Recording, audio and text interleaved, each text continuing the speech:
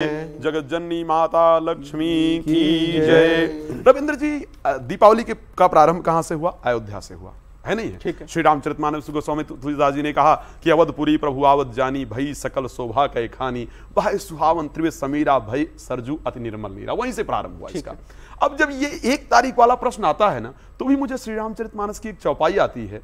गोस्वामी जी ने कहा है कि कहां ही सुनहि अस अधम नर, ग्रसे जो मोह पिशाच, और सच्चाई में कह रहा हूं, पाखंडी हरिपद विमुख, जान ही झूठ न साच। ये सत्य बता रहा हूं, शायद शास्त्र के बिना अध्ययन के कारण इस बात को कहा गया है, और मैं उसका प्रमाण दे रहा हूं। मैं मॉडर्न, आपने कहा मॉडर्न की बात, मॉडर्न की तो बात ही नहीं कर रहा हूं, मैं पुरातन संस्कृति की बात कर रहा हूं। जब भी, एक बात ध्यान रखिएगा, इसी प्रकार का कंफ्यूजन 1962 में हुआ।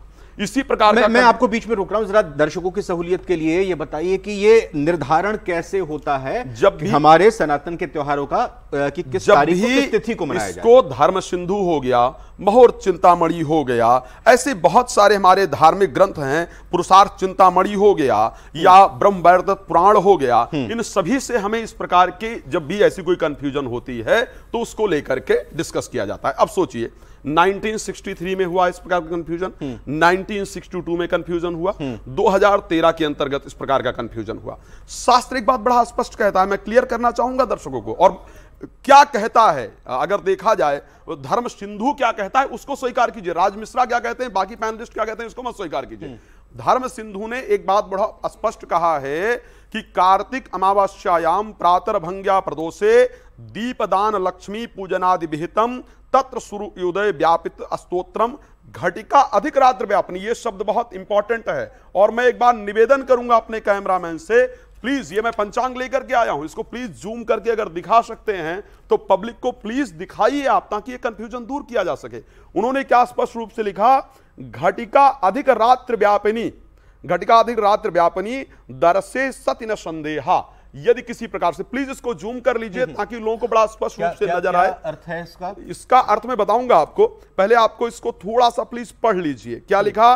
दीपावली महालक्ष्मी पूजन 1 नवंबर शुक्रवार 2024 को ही मनाना शास्त्र सम्मत होगा। आप पढ़ पा रहे हैं या नहीं पढ़ पा रहे? बिल्कुल। पंचांग पढ़ने, पंचांग शुक्रवार 2024। पंचांग बनाने वाले साधारण तो नहीं होंगे, है ना? धर्म सिंधु बनाने वाले साधारण तो नहीं होंगे, तो मैं क्या करूं? आखिर मैं धर्म सिंधु के ना मानूं, आज के पंडितों की मानूं?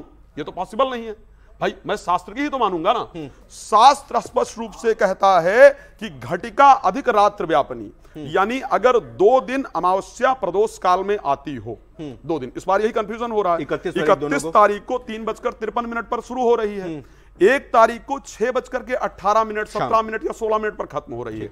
धर्म सिंधु ने कहा कि घटिका अधिक रात्र व्यापनी, यदि 1 घड़ी से अधिक दूसरे दिन प्रदोष काल में लक्ष्मी पूजन करना चाहिए, अगर दोनों दिन प्रदोष काल के अंतर्गत आती है तो अगले दिन जो प्रदोष काल के अंतर्गत अमावस्या आए 1 घड़ी से अधिक मिले। 1 घड़ी का तात्पर्य होता है 24 मिनट।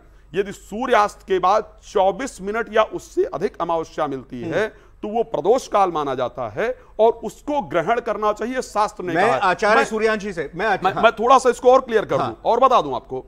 ब्रह्म वैवर्त पुराण के पृष्ठ 89 पर, 89 पर बड़ा स्पष्ट लिखा है कि सिर्फ सावित्री व्रत को छोड़ करके चतुर्दशी विधा अमावस्या को ग्रहण नहीं करना चाहिए।